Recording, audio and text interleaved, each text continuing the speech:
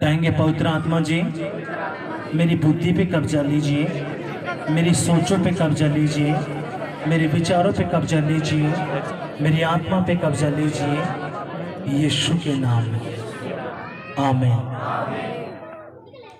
अब अपने ध्यान देना है इस वचन की ओर जो हमने पढ़ा है। हमने एक खुदा का कलाम सुना, हमने एक वचन पढ़ा, क्या मैं तो सब प्राणियों का परमेश्वर हूं, क्या मेरे लिए कोई काम कठिन है? ये बात किसने कही? जिंदा खुदा ने। क्या कहा है? मैं तो सब प्राणियों का क्या हूं? परमेश्वर। प्राणी यानी कि जितने भी जीव जंतु इस धरती के ऊपर हैं, जितने भी इंसान हैं, जानवर हैं, पशु हैं, जितने भी जीव जंतु हैं, उनका परमेश्वर कौन है? यहोवा परमेश्वर, जिसका नाम क्या है? यीशु। उसने क्या कहा? मैं तो सब प्राणियों का क्या हूं? परमेश्वर। क्या मेरे लिए कोई काम कठिन है?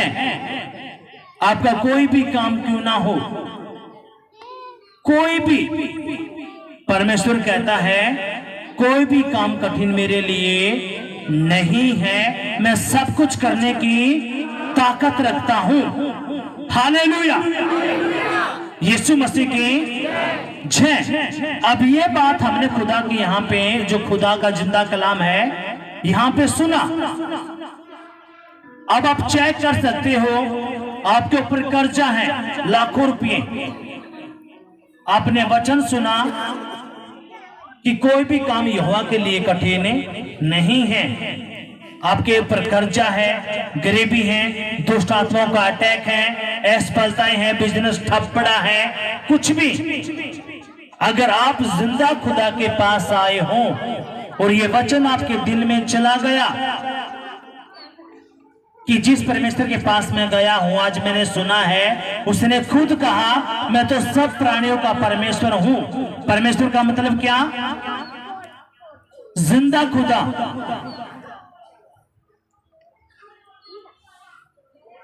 अगर ये वचन आज आपके दिल में ठहर गया, आपकी बुद्धि में ठहर गया, और फिर आप चेक करना कि मेरी मुसीबत जो है, मेरी जो समस्या है, और जिस खुदा के पास मैं गया हूं, उसने कहा कोई भी काम उसके लिए कठिन नहीं है, वो सब कुछ करने की ताकत रखता है। तो ये मेरे इस काम को भी, इस समस्या को भी, इस मुसीबत को भी, इस परेशानी को भी वो दूर कर देगा।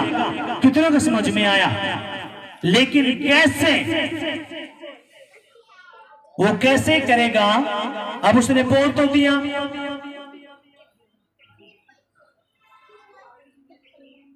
सरकार ने फार्म निकाले, अब 50,000 लोग नौकरी लगेंगे।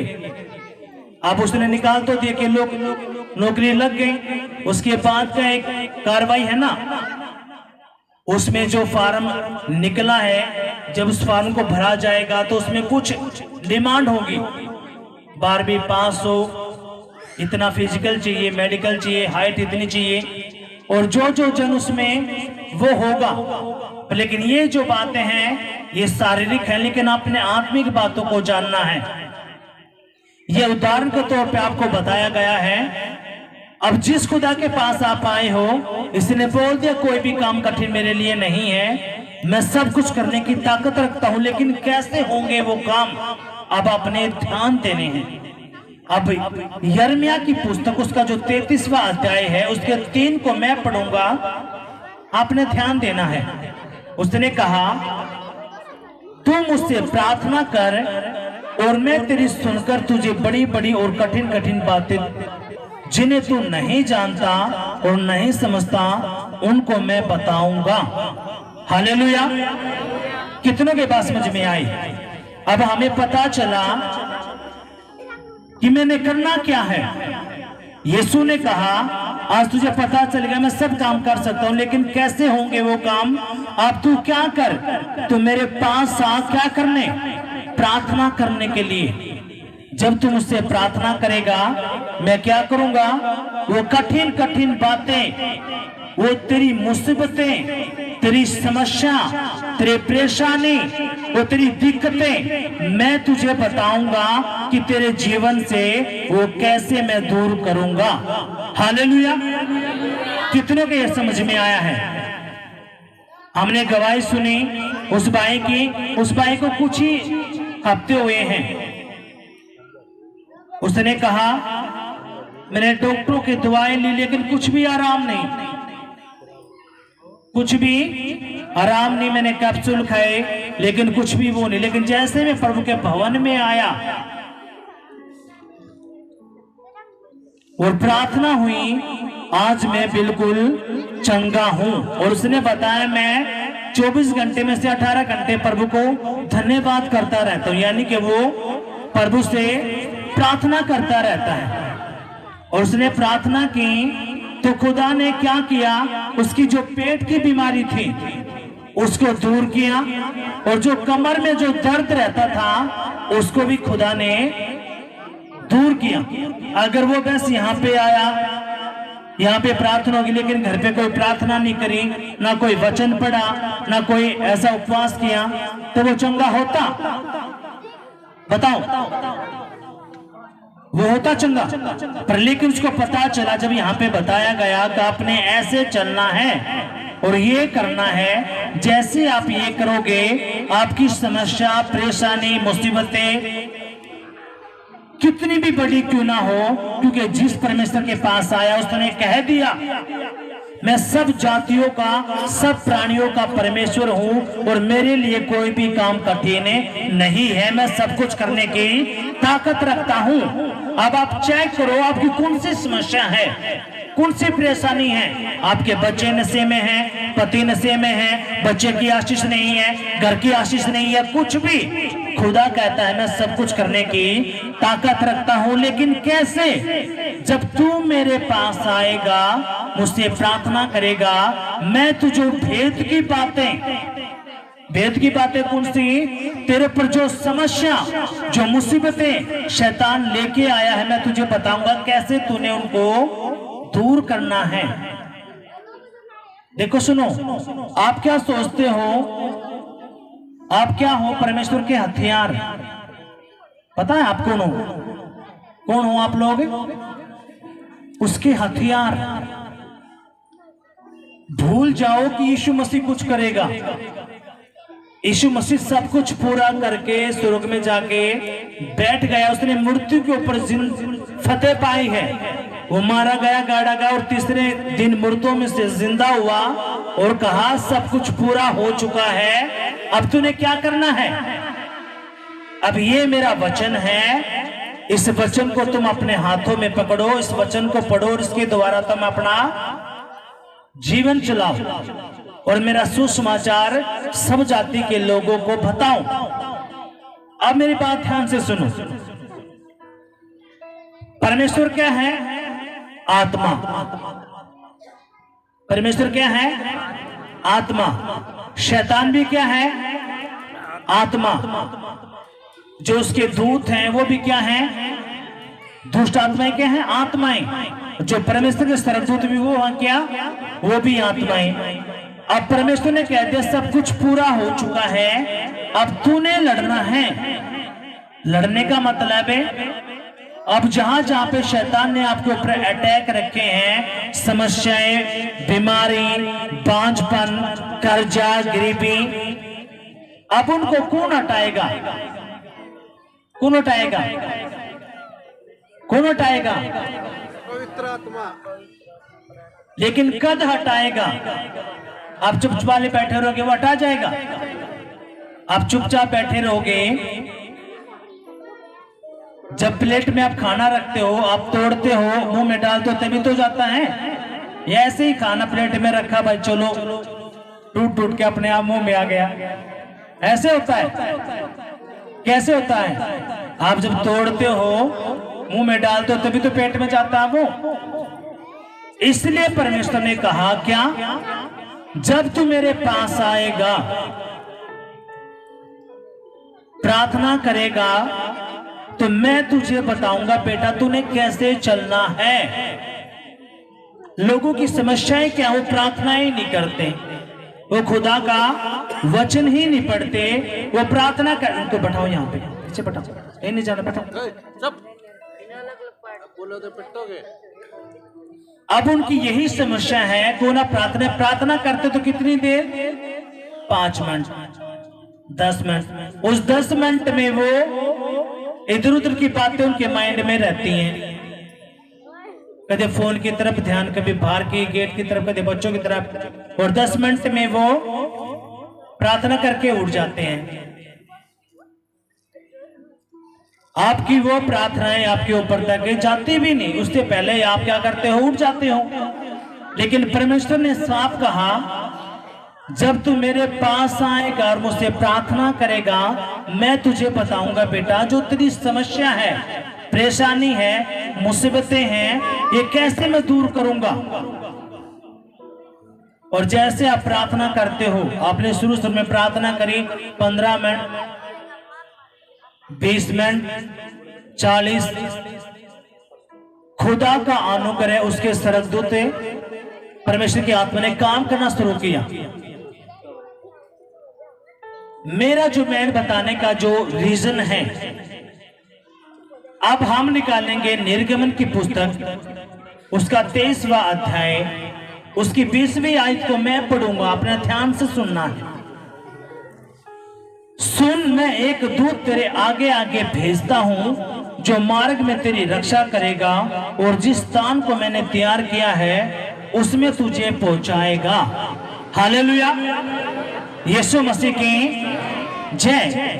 अब ये कौन बोल रहा है, परमेश्वर क्या कह रहा है, जब तू मुझसे प्रार्थना करेगा मैं क्या करूंगा, अपने एक स्वर्गदूत को मैं तेरे आगे आगे भेजूंगा, तेरे घर में अपने दूत को तैनात करूंगा। क्यों? क्योंकि तू मुझसे प्रार्थना कर रहा है। और मेरा स्वर्गदूत क्या करेगा, मेरा दूत जो तेरे टेढ़े मेढ़े रास्ते हैं, तेरे बिजनेस ठप पड़े हैं, तेरे बच्चे नशे में हैं, वो फेलियर में है, कोई नौकरी नहीं, कोई भी आशीष नहीं, तो मेरा स्वर्गदूत क्या करेगा, तेरे जो टेढ़े मेढ़े रास्ते हैं, जो तेरे बंधन हैं, जो तेरे श्राप हैं, मेरा दूत आगे आगे जाएगा, तेरे टेढ़े मेढ़े मार्गों को सीधा कर देगा। हालेलुया। अब वो टेढ़े मेढ़े मार्ग कौन से टेढ़े मेढ़े मार्ग? आपका बिजनेस ठप पड़ा है, आपके बच्चे कहीं में नहीं है, वो नशे कर रहे हैं, बीमारियां हैं, कर्जे हैं। अब परमेश्वर क्या कहता है, ये जो तेरे टेढ़े मेढ़े जो रास्ते हैं, मेरा दूत जाएगा, उनको क्या करेगा, उखाड़ कर फेंक देगा। हालेलुया। लेकिन परमेश्वर किसके लिए बात बोल रहा है, जो उससे प्रार्थना करेगा। उसने कहा, जब तू मुझसे प्रार्थना करेगा मैं तुझे बताऊंगा, मैं तेरी प्रार्थना को सुनूंगा, और वो कठिन कठिन बातें जो तुझे परेशान करती हैं, जो समस्याएं हैं, तेरी मुसीबतें हैं, मैं उनको बताऊंगा कैसे वो दूर करनी है। और जैसे तू ये करेगा, मैं अपना स्वर्गदूत तेरी रक्षा के लिए, तेरे कामों के लिए, तेरे बच्चों की मदद के लिए, सहायता के लिए, तेरे घर में सुख शांति देने के लिए मैं अपने दूत को भेज दूंगा, और तेरे टेढ़े मेढ़े मार्गों को वो दूर कर देगा, वो सीधा कर देगा। कितने लोग चाहते हैं हमारे टेढ़े मेढ़े मार्ग सीधे हो जाए? कितने लोग चाहते हैं? जिनके हाथ खड़े हैं यीशु मसीह नासरी के नाम में, ये टेढ़े मेढ़े मार्ग के सीधे होने के लिए जा रहे हैं। आज स्वर्गदूत जाए, इनके टेढ़े मेढ़े मार्गों को सीधा कर दे, सीधा कर दे। अगर इनका बिजनेस टेढ़ा मेढ़ा है तो यीशु मसीह के नाम में सीधा हो जाए। इनके बच्चे टेढ़े मेढ़े हैं तो यीशु के नाम में सीधे हो जाए। इनका बिजनेस टेढ़ा मेढ़ा है तो यीशु के नाम में सीधा हो। इनके परिवार टेढ़े मेढ़े तो यीशु मसीह के नाम में सीधा हो जाए। और जो आमीन बोल रहा है उनके लिए हो रहा है, जो आमीन के साथ रिसीव कर रहे हैं उनके टेढ़े मेढ़े मार्ग सीधे हो रहे हैं यीशु के नाम में। आमीन, हालेलुया।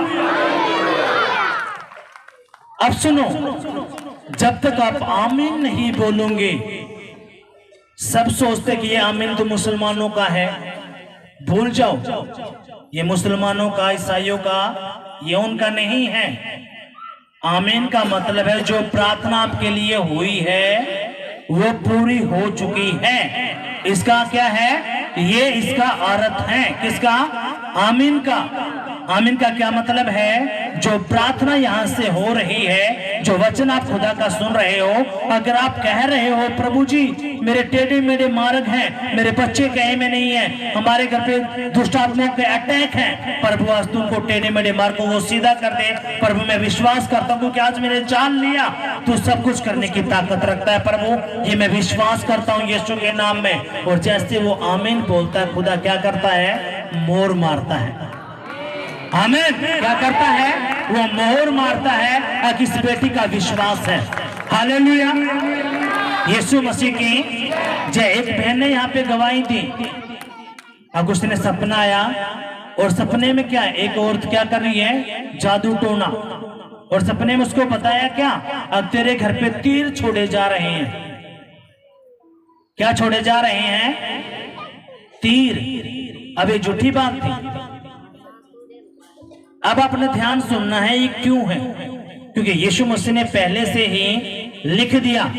क्या लिखा? आपने ध्यान देना है। तू न रात के भय से डरेगा और ना उस तीर से जो दिन को उड़ता है, ना उस मरी से जो अंधेरे में फैलती है, और ना उस महारोग से जो दिन दोपहर में उजाड़ता है। यहाँ पे परमेश्वर ने तीर का जिक्र किया है। किसमें? अगर ना कोई तीर, इसका मतलब तीर छोड़े जाते हैं। कौन से तीर? आत्मिक जगत। देखो सुनो, आपने ध्यान देना है इस बात के ऊपर। कुछ दुष्ट आत्माएं कैसी हैं, जब आप चलते हो आपको धक्का मारती हैं। आप होश में होते हो लेकिन आपको धक्का लगा, आप देखते हो कि ये क्या हुआ मेरे साथ। ये दुष्ट आत्माएं कैसी होती हैं? उन्होंने धक्का मारा, आपको गिराया, आपके ऊपर मुसीबत लाई, वो हट गई।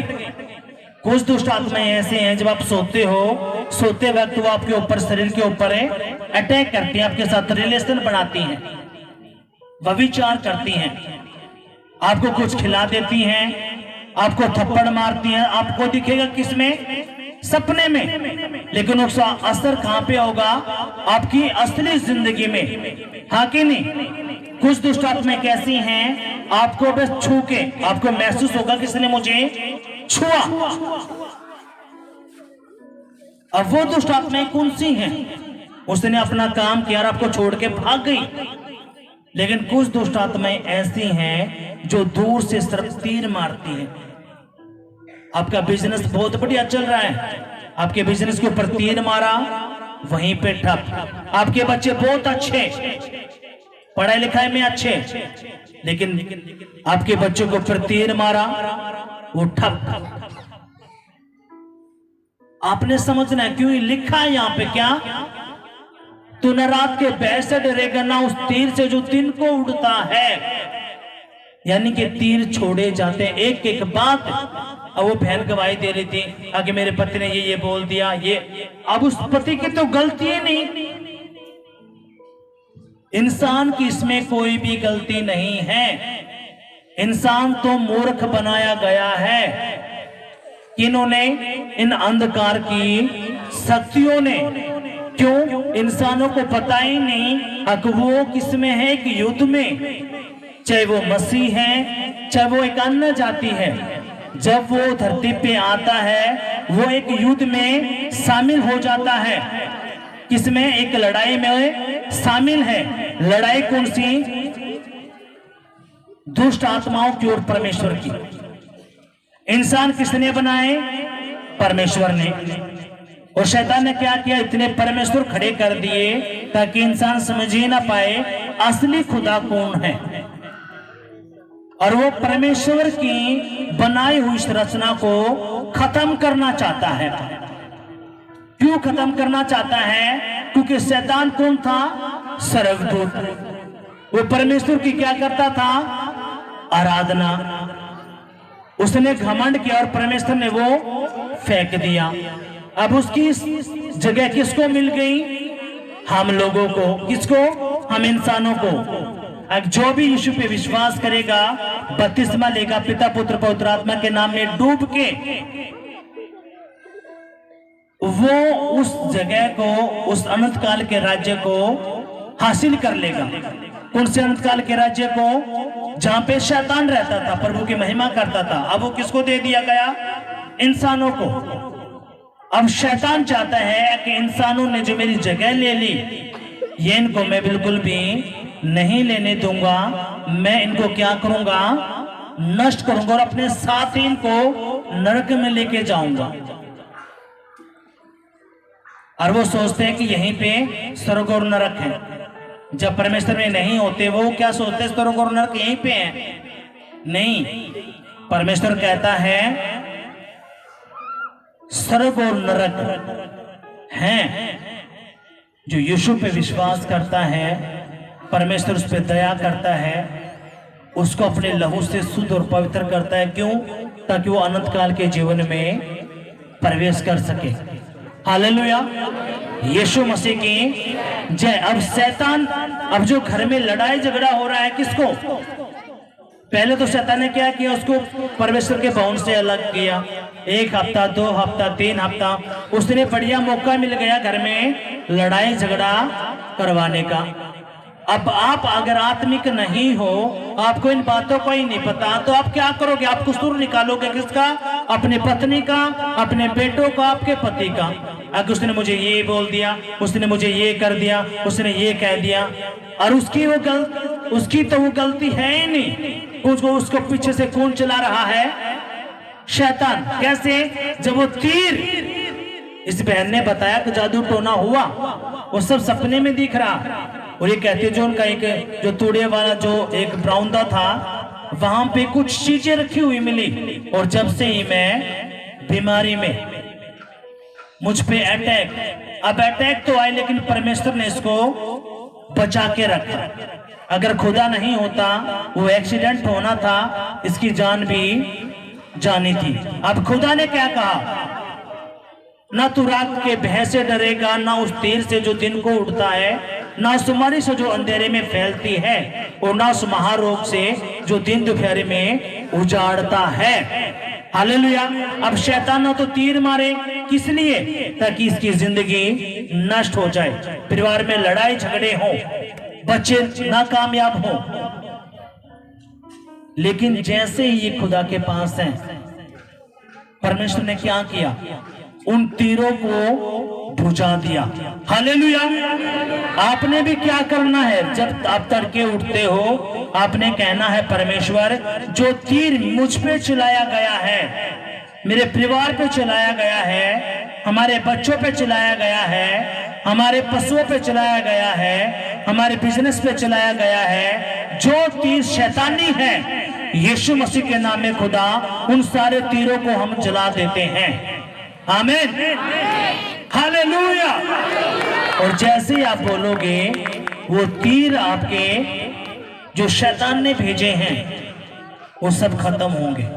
जब तक आप इन बातों को नहीं समझोगे, नहीं जानोगे, उन पे नहीं आप मनन करोगे, तब तक आप ऐसे ही चलते रहोगे। आपने इन बातों को समझना है। हालेलुया। और खुदा ने क्या कहा? जब तू मुझसे प्रार्थना करेगा, मैं तेरी प्रार्थना सुन लूंगा और तेरी सारी समस्या को, परेशानी को, मुसीबतों को, समस्या को मैं उखाड़ कर बाहर कर दूंगा। कैसे? क्योंकि मैं तेरे आगे एक दूत भेजूंगा, मेरा सरदूत जाएगा और तेरे सारे टेढ़े मेढ़े रास्तों को वो क्या करेगा? सीधा। आप कहते हो अपने बच्चों के ऊपर विश्वास कर, लेकिन वो नहीं मानते, वो नशे में है, लड़ाई में है, झगड़े में, बिजनेस ठप है, कुछ भी। अब परमेश्वर कहता है तू चिंता ना कर, बस तुम मुझसे प्रार्थना कर। जब तुम मुझसे प्रार्थना करेंगे, मेरे दूत जाएंगे, जो आत्मिक लड़ाई है, मेरे दूत क्या करेंगे? तेरे सारे कामों को बनाना शुरू करेंगे। हालेलुया। कितनों के बात समझ में आई है? अगर आए हैं तो जोरदार तालियां बजाएंगे। इसलिए आपने बोलना जो तीर मुझ पे लगाया गया है, मुझ पे, मेरे परिवार पे, हमारे पशुओं पे, क्योंकि आपको समझना है एक एक बात जो खुदा के कलाम में लिखी गई है वो ऐवी नहीं लिखी गई। ये इस बहन ने तो बताया कि वो कह रहा है कि तीर छोड़ दे, तेरे घर पे तीर छोड़ दिए। उसका मतलब क्या है? तीर छोड़े जाते हैं। कुछ दुष्ट आत्माएं ऐसे आपको धक्का मार देते, आपको गिरा देती हैं, फिसला देती हैं, और कुछ दुष्ट आत्माएं ऐसे होते जो दूर से ही काम करती हैं। कैसे? तीर के द्वारा। इसलिए आपने ये बातें समझनी है। अब आपने ध्यान देना है परमेश्वर क्या कहता है आगे। जब हम इसका 25वीं आयत पढ़ते तो खुदा ने कहा तू अपने परमेश्वर यहोवा की उपासना करना, तब वह तेरे अन्न पर, तेरे जल पर, तेरे बच्चों पर, तेरे परिवार पर, तेरी नौकरी पर, तेरे धन पर आशीष देगा, और तेरे बीच में से हर प्रकार के रोग को, चाहे वो सर्वाइकल है, थायराइड है, बीपी है, टीबी है, कैंसर है, बवासीर है, कुछ भी,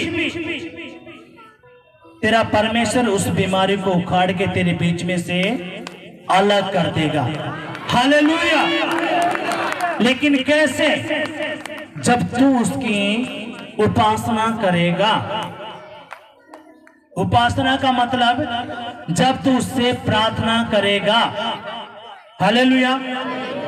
इसका मतलब बिना प्रार्थना के आप अधूरे हो। यीशु मसीह और उसके चेले जब यीशु मसीह क्रूस पर चढ़ाया जाने वाला था तो यीशु ने अपने चेलों से कहा कि तुम प्रार्थना करो ताकि तुम पर कोई मुसीबतें ना आए। और यीशु मसीह को छोड़ के अलग जगह पे गया और प्रार्थना करने लगा। लेकिन जैसे वो प्रार्थना करके वापस आया तो उसके चेले सो रहे थे।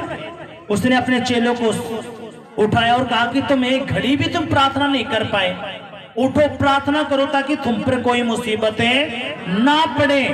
इसका मतलब अगर आप प्रार्थना नहीं करोगे तो आपके ऊपर भी मुसीबत आना संभव है। वो आपके ऊपर आएंगी, पर लेकिन आपकी प्रार्थना, आपका उपवास, आपका वचन पढ़ना, आपकी बैठे वो क्या कर देंगे? उन तीरों को, उन परेशानियों को, उन समस्याओं को वो उखाड़ कर बाहर कर देंगे। हालेलुया। यीशु मसीह की जय। कितनों के बात समझ में आई है? खुदा ने कहा जब तुम मुझसे प्रार्थना करेगा मैं तेरे अन्न पर, तेरे फसलों पर, तेरे खेतों पर, तेरे पशुओं पर, तेरे बच्चों पर, उनकी पढ़ाई लिखाई पर, तेरे बिजनेस पर मैं आशीष दूंगा। और तेरे बीच में से हर प्रकार के रोग को, हर प्रकार का रोग कौन सा? वो नशे, वो बांझपन, वो गरीबी, वो कर्जा, वो बीमारियां, सब उनको उखाड़ कर परमेश्वर दूर करेगा। कब करेगा? जब तू उससे प्रार्थना करेगा। और बाइबल क्या कहती है? जब यीशु मसीह प्रार्थना कर रहा था उसने कहा पिता ये जो कटोरा है, ये जो प्याला, ये मुझसे नहीं पिया जाएगा, लेकिन तेरी मर्जी मेरी जिंदगी में पूरी हो। और जब यीशु प्रार्थना कर रहा था तो खून की बूंदें उसके शरीर से निकल रही थी। लेकिन जैसे उसने प्रार्थना करी परमेश्वर ने क्या भेजा? एक स्वर्गदूत। और स्वर्गदूत ने यीशु को क्या दिया? बल, ताकत। और वो रेडी हो गया क्या करने के लिए? प्रार्थना करने के लिए, क्रूस उठाने के लिए। क्रूस कौन सा? जब उसने बड़े बड़े चिन्ह चमत्कार किए, जो यहूदी कौम थी उन्होंने यीशु को इनकार किया, उसको लात मारी, घुस्से मारे, कोड़े मारे, उसका बदन छल्ली छल्ली कर दिया, उसके बाल नोचे गए, कांटों का ताज पहना दिया गया।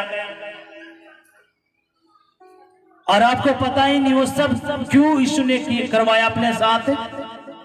आपके लिए और मेरे लिए। क्यों? जितने भी इंसान हैं उनके अंदर क्या है? पाप। आप देखोगे जितने भी छोटे छोटे बच्चे हैं उनको कुछ नहीं पता, लेकिन वो झूठ बोलना, गाली बकना वो शुरू हो जाते। क्यों? जब आदम और हवा ने वो फल खाया था पाप उनके शरीर में आ गया। और जितनी भी इस पृथ्वी के ऊपर जनसंख्या है वो पाप उनके अंदर है।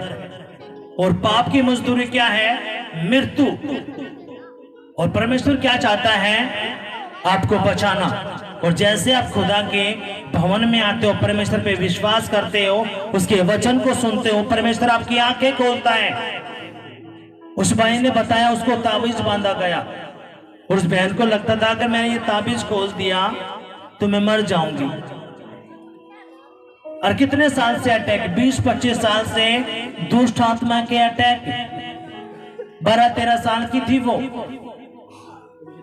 लेकिन जैसे खुदा के पास आई, परमेश्वर ने उसकी जिंदगी बदली।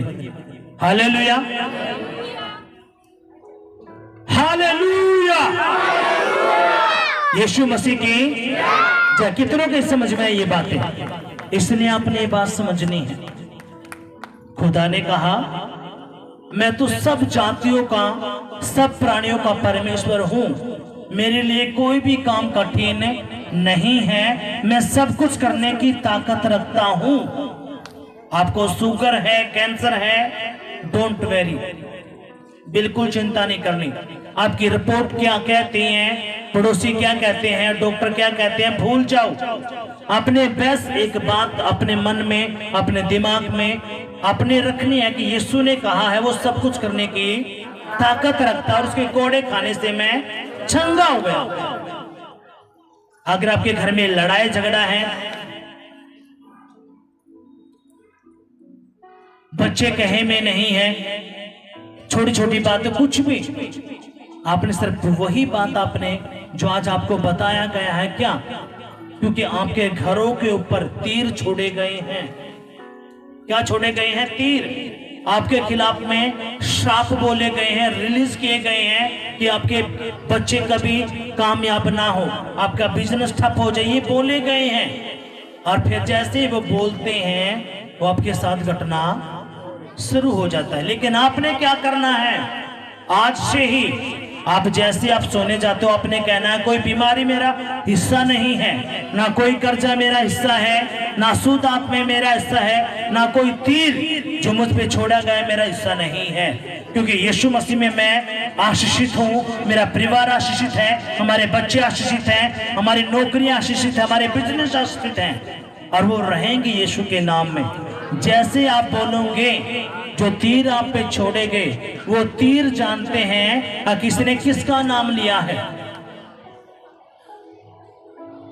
वो तीर क्या जानते हैं? दुष्ट आत्माएं किसको अच्छे से जानती हैं? यीशु को। क्योंकि जितनी भी दुष्ट आत्माएं हैं वो किसके पैरों थल्ले हैं? यीशु के। लेकिन वो काम कब करती हैं? जब आप यीशु के बाड़े से हटते हो, आप प्रभु के भवन को आना छोड़ते हो, प्रार्थना से हटते हो। वो क्या करेगा? आपके मन को पकड़ के रखेगा, आपके मन में डालेगा तूने भवन में नहीं जाना। वो धीरे धीरे आप जब शुरू में आप प्रभु के प्रति वफादार प्रेम में रहे, आप टाइम पे आते थे, आ रहे हो, लेकिन आपके मन में शैतान के बीच वो इतनी जल्दी क्या करेगा? अभी तो वहां पे गाने बज रहे होंगे, गवाहियां होंगी, तू क्या कर, तू और थोड़ी देर रुक जा। अब शैतान ने आपकी जिंदगी में काम करना वो एकदम से नहीं करेगा, वो धीरे धीरे पहले आपके मन में ये बातें डालेगा, नहीं अभी रहने दे, अभी तो वहां पे गाने चल रहे होंगे, अब आपको पता नहीं जो गीत हैं, परमेश्वर के जो भजन है वो क्या है? वचन। और उसी में आपका छुटकारा होना है। और इसलिए शैतान आपसे डरा हुआ है, इसलिए उसने आपके मन में ये बातें जाहिर की, अभी रहने दे, तू थोड़ी देर में जाना, अभी तो वहां पे गीत चल रहे होंगे, गवाहियां होंगी, वचन के टाइम पे चलना। आप उसकी सुनते हो, आप वैसे ही करना, आपके मन में बात आती है कि नहीं, प्रभु के दास ने कहा है कि 10 बजे प्रभु का भवन लगता है और हमें जाना है, प्रभु के प्रति वफादार रहना है। लेकिन आप शैतान की सुन के आप ये करना शुरू करते हो। आपने धीरे धीरे आपने गीतों को सुनना बंद किया, आपने गवाहियों को सुनना बंद किया, आप वचन के टाइम पे आने लगे। फिर वो आपको कहेगा नहीं वचन के टाइम पे नहीं, प्रार्थना के टाइम पे चल, जब ले हैंड होता होगा तब जाना आपने। और फिर धीरे धीरे क्या करेगा? आप उसकी वो बात सुन के फिर वो आपको कहेगा कि रोज ही नहीं जाती है, एक दिन क्यों, क्या करे, रहने दे। और वो आपका जिंदगी में काम करना शुरू करता है। क्योंकि परमेश्वर के काम से कौन हटाएगा आपको? शैतान। प्रार्थना करने से कौन रोकेगा? उपवास करने से कौन आपको रोकेगा? परमेश्वर के वचन पढ़ने से कौन आपको रोकेगा? डेविल। आपको यही बात समझ में नहीं आती। कितनों के पास समझ में आई है? इसलिए जब भी वो आपसे बात करता है आपने उसकी बातों को कैंसिल करना है। जब तक हमेशा एक बात याद रखना, जब शैतान आपके पीछे पड़ ले, ये बोल दे, ये बोल दे, ये बोल दे, जो शैतान की आवाज होगी आपके पीछे पड़ के रहेगी। आपका दिल नहीं करेगा बोलने का, लेकिन फिर भी वो आपको कहेगी ना तू बोल बोल बोल, और उस बोलने से घर में लड़ाई झगड़ा और हो जाएगा। अब उस बहन ने यहाँ पे बता तो दिया, लेकिन उसको पता ही नहीं। अगर उसका पति भी यहाँ पे आया होगा तब शैतान उसके मन में क्या डालेगा? अगर मेरी पत्नी ने मेरी बेइज्जती करी, इसको तो घर पे जाके मैं देखूंगा, है ना? क्यों? ये शैतान की चाल है। पर लेकिन मैं उस भाई को, बहन को आपको बताना चाहता हूं, अपने कोई भी ऐसा काम है नहीं करना, क्योंकि ना तो आपकी गलती, ना आपकी पत्नी की, ना आपके बच्चों की। इसके पीछे काम करने वाला कौन है? डेविल। उसको उखाड़ना है। वो कैसे उखड़ेगा? जब आप प्रभु के वचन पे चलते हो। प्रभु क्या कहता है? 6 दिन काम कर, 7वें दिन तू मेरे पास आ। तो आपने शैतान का सर कुचला। हालेलुया। यीशु ने कहा तूने मुझसे प्रार्थना करनी है, मैं अपना दूत भेजूंगा तो करेगा। अपने खुदा का वचन पढ़ना है, उसके उपवास में रहना है जो आपको बताया जाता है, और आप देखोगे जो जलते हुए तीर हैं, जो उसके अटैक हैं, जो उसके ऊपर कुछ भी भेजा जाता है, वो सब परमेश्वर क्या करता है? कैंसिल करता है। हालेलुया। यीशु मसीह की जय। कितनों के बात समझ में आई है? अगर आए हैं तो जोरदार तालियां बजाएं। आज आपने ये बात याद रखनी है कि हमारा परमेश्वर सब कुछ करने की ताकत रखता है, लेकिन वो कैसे करेगा? जब तू उसके लिए उससे प्रार्थना करेगा। वो जैसे आप प्रार्थना करोगे आपका स्वर्गदूत आपको दिया जाएगा। वो स्वर्गदूत क्या करेगा? आपके टेढ़े मेढ़े रास्तों को सीधा करेगा। प्रभु कहता है जब तुम उससे प्रार्थना करेगा, मैक्सिमम वही बंदा हाथ उठाए जिसकी आध घंटे की प्रार्थना है। जो आध घंटा प्रार्थना करता है वो अपना हाथ उठाएगा। जो आध घंटा पूरा पूरा हाथ उठाना है, पूरा। जो आध घंटा प्रार्थना करता है वो ही हाथ उठाए। झूठ नहीं, प्रभु देख रहा है जो आध घंटा प्रार्थना करता है। देखो कितने सारे लोग हैं, सिर्फ गिने चुने लोग ही आध घंटा प्रार्थना करते हैं। और जो 5 मिनट करता है, 5 मिनट प्रार्थना करता है, वो हाथ उठाइए। 5 मिनट वाले, 5 मिनट जो प्रार्थना करते हैं, आपने कम से कम आपने आध घंटा 40 मिनट, 20 मिनट आपने सुबह, 20 मिनट आपने शाम को रोज प्रार्थना करनी है। आपको प्रार्थना करनी नहीं आती, कोई बात नहीं, चुपचाप बैठ के प्रभु तेरा धन्यवाद, तेरे लहू की जय, तेरे नाम की जय, तेरा धन्यवाद हो, ये बात आपने बोलनी है। ये क्या? आपकी प्रार्थना। क्योंकि परमेश्वर जानता है मेरे बेटे के पास क्या नहीं है, शब्द। और फिर वो क्या करेगा? आपको शब्द देना शुरू करेगा। पवित्र आत्मा आपकी बातें देना शुरू करेगा कि बेटा अब तू ये बात बोल दे, बेटा तू इस बात के लिए प्रार्थना कर। परमेश्वर आपके चेहरे के आगे किसी भाई का, किसी बहन का, आपके पड़ोसी का चेहरा दिखाएगा। वो चेहरा जब आपको दिखना शुरू हो जाए तो आपने समझ लेना है कि मैं ठीक ट्रैक पे चला हुआ हूं। जैसे ही चेहरा आपको दिखता आपने उसके लिए प्रार्थना करनी है, उसका यही मतलब है। कितनों के समझ में आया?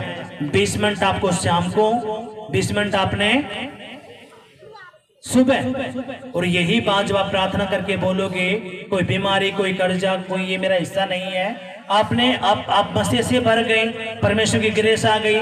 आप जैसे ये बात बोलोगे जो आपके ऊपर बोला गया वो सब कैंसिल हो जाएगा। आपको एक दिन में दिखेगा कुछ नहीं, लेकिन वो हो रहा है। हालेलुया। यीशु मसीह की जय। कितनों के बात समझ में आई है? अगर आपको आई है तो अपनी आंखें बंद करेंगे और कहेंगे, पिताजी जो वचन मैंने सुना पढ़ा, ये वचन मेरी बुद्धि में रहे, मेरी आत्मा में रहे और 100 गुना फल दे।